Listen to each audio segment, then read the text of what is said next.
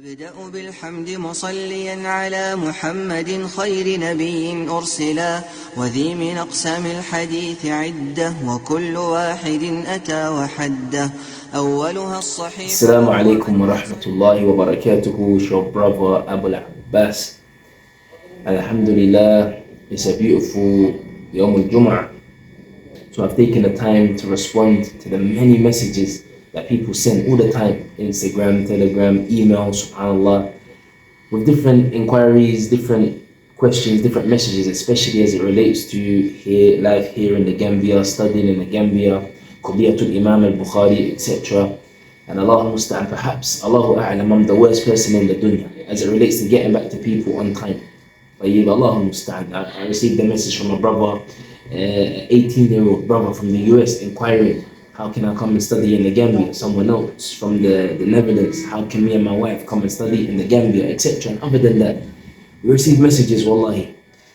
And part of that, it returns back to myself, but part of that is also the fact that me personally, I'm also busy. I'm busy, subhanAllah. We're currently approaching the final week of the first year here, the first academic year, here in the Kulliyah. We're going to have our exams very soon after Eid. It's wallahi a very busy time, a very, very busy time.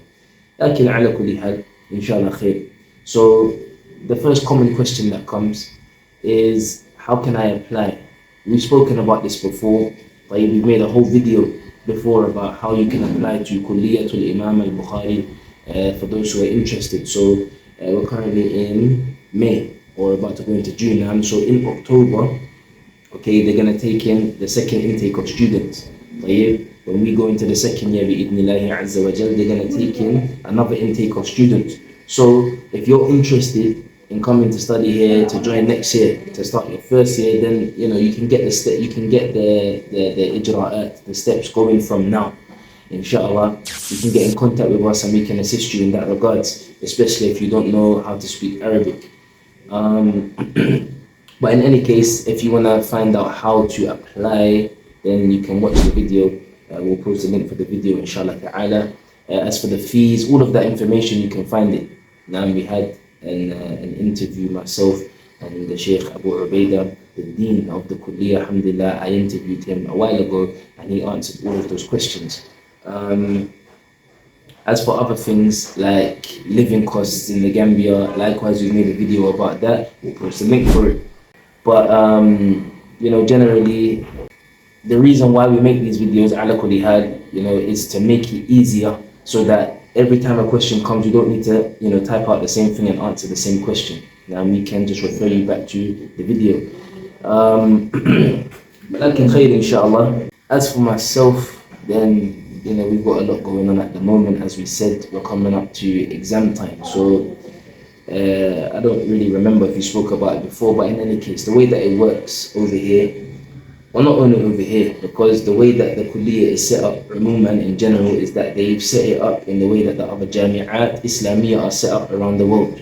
Be it the Islamic University of Medina, or Al-Qura fi Mecca, or Jami'atul Imam Saud fi Riyadh, or other than that. The way that they have set up their program and their exams, etc., is done in the same way. So, we study the term. So this would be the second term. The second term, each term is approximately 3 to 4 months. So that means within a year, within one academic year, you're going to take 2 terms.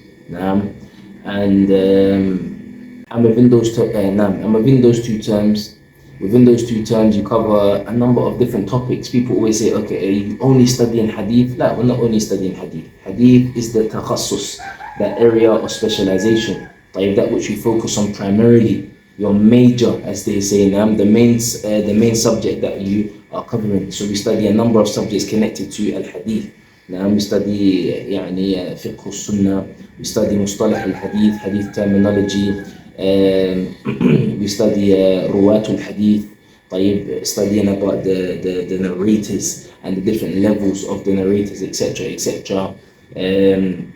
We study manahij al-muhaddithin, learning about different styles of the different authors as it relates to authoring their books of hadith. Al-Imām Al-Bukhāry, مثلا. What was his conditions? that he set upon himself when he authored his book, Al-Jami' al-Sahih, مثلا. Al-Imam Muslim, what was his conditions? What was his style of authoring his book, etc.? How did he order the ahadith that come in his book? How many ahadith come in that book, etc.? The Sunan, Al-Tirmidhi, Abu Dawood, Al-Nasa'i, Ibn Majah, how did they author their books?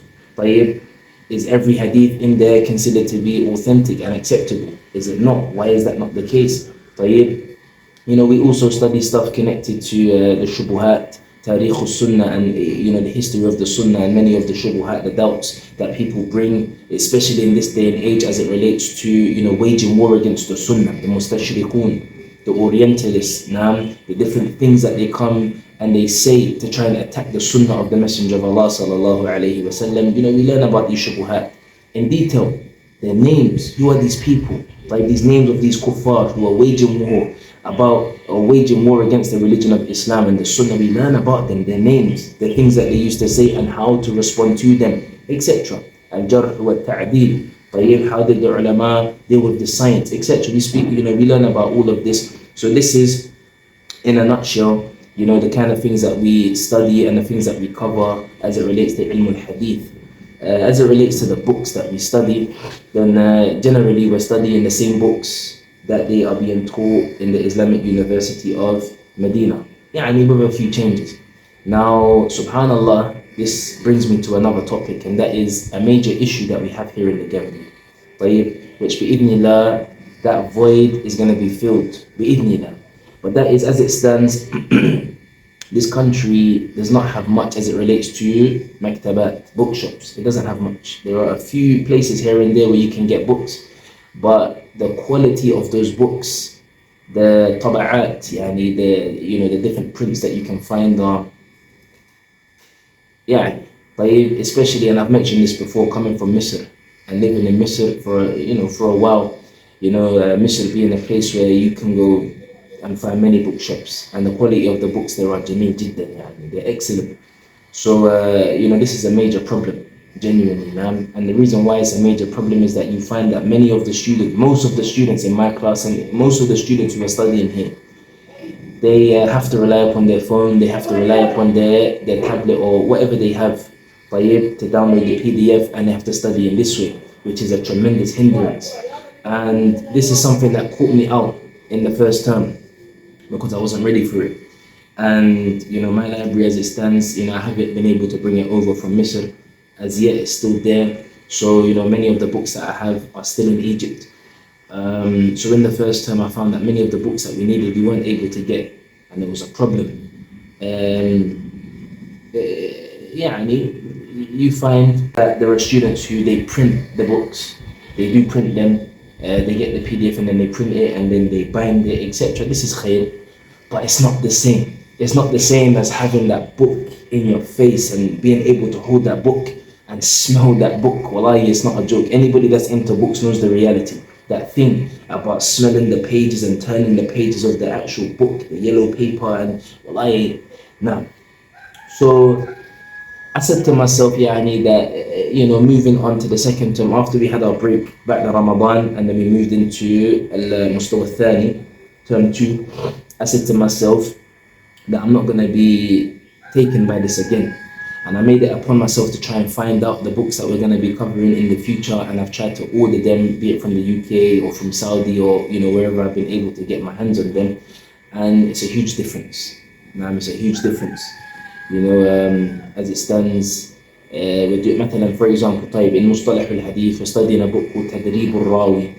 Tadrib al-Rawi is a well-known book by Al-Imam Al-Suyuti, rahimahullah azza wa jalla. And I said to so I asked one of my teachers, I said, which print of the book do you recommend? And he told me the print to get, and I looked online, I looked online, and I could not find it anywhere. Either it was out of stock or they didn't sell it, etc.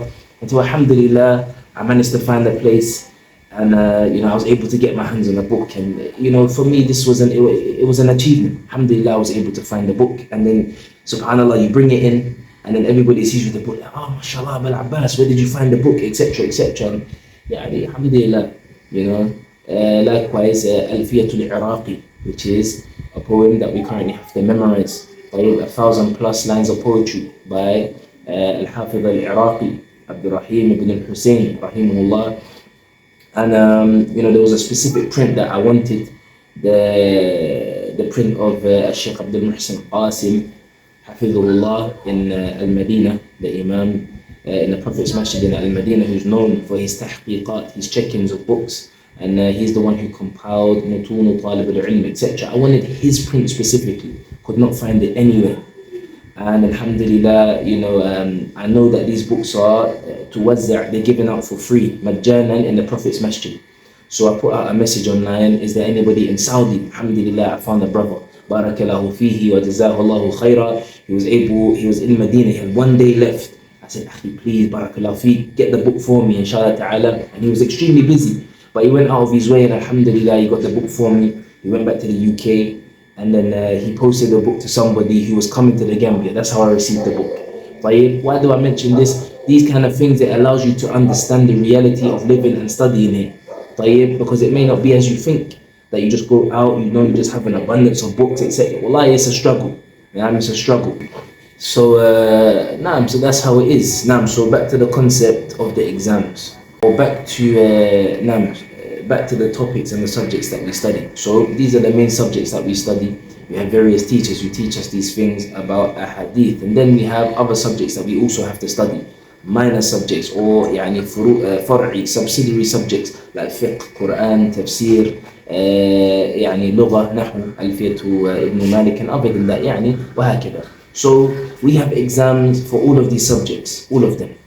Written exams, you come in, and inshallah ta'ala, during exam week and before exam week, when we have what they call Usbu' al-Mayyit or Usbu' al-Muraja'a, the week, the revision week. Some of the students, they call it Usbu' al-Mayyit, the dead week. And subhanAllah, it's funny because before coming here, we used to hear that students who studied in Medina, they used to call it Usbu' al-Mayyit. And likewise here, they call it the dead week. Why did they call it the dead week? Because during that week, it's like nothing happens except you're just focused on your muraja'a and preparing for those ikhtibarat, for those exams. So inshallah ta'ala, during Usbu' al-Mayyit, I'm going to show you guys, somewhat of how it is leading up to the exams, the way that we make isti'dad, we prepare for the exams, and actually going into the exam, so you can see how it is. A written exam, you have to write out, there's a number of questions, you have to answer them, etc., etc.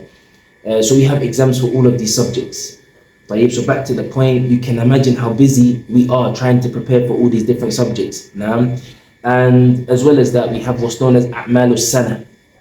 A'mal al-Sana, which is, I don't even know the best way to translate A'mal al-Sana, but basically it's something additional that you've been given to do that gives you, for example, an extra 10 marks or 15 marks towards your final grade.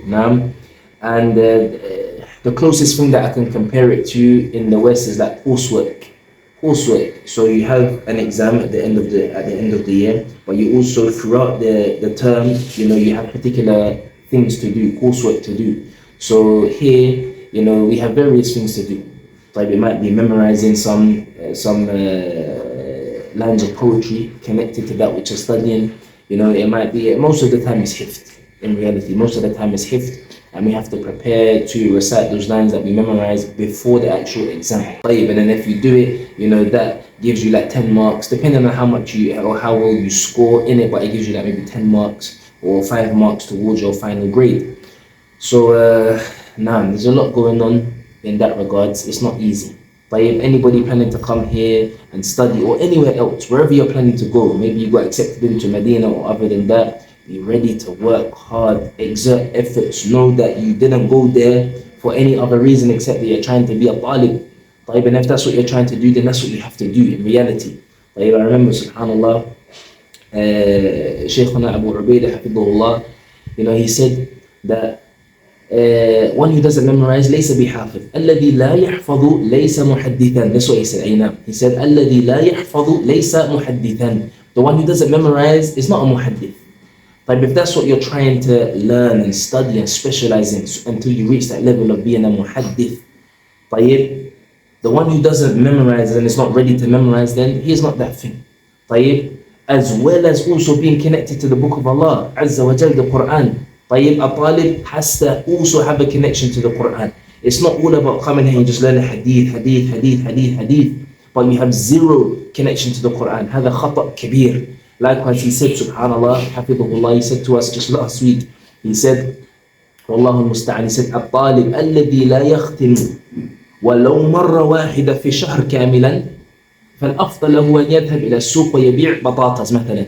He said that a talib who doesn't complete the Quran at least once a month, this is, he said, هذا أضعف الإيمان. Like, this is the lowest that it should be in reality, completing your recitation of the Quran at least once a month. Then it's better for him to go to the market and sell potatoes. يعني find another career. والله المستعان. والله المستعان. على كل حال, يعني you have to be ready to exert that effort and really strive and try and do those things that maybe you never used to do. طيب, but isti'dad and in preparation, before you come here, if you can try to start doing those things, start trying to memorize, start trying to read, start trying to revise and do all of those things before you come, wallahi, it will make your journey a lot easier. It will make it easier, inshallah ta'ala. So that's about it for now. I guess I've updated you guys about the hal, how it is currently. You know, subhanallah, we're almost finished our first year in the kulliyah already.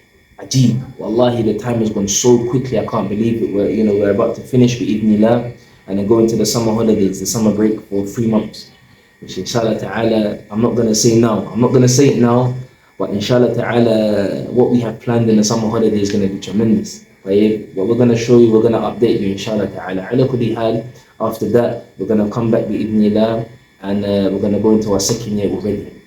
Right? We're going to go into our second year already. They're currently building another floor, right, on top of the kulliyah, a second floor, to be able to facilitate and hold more students, inshallah ta'ala. Lakin, inshallah khair.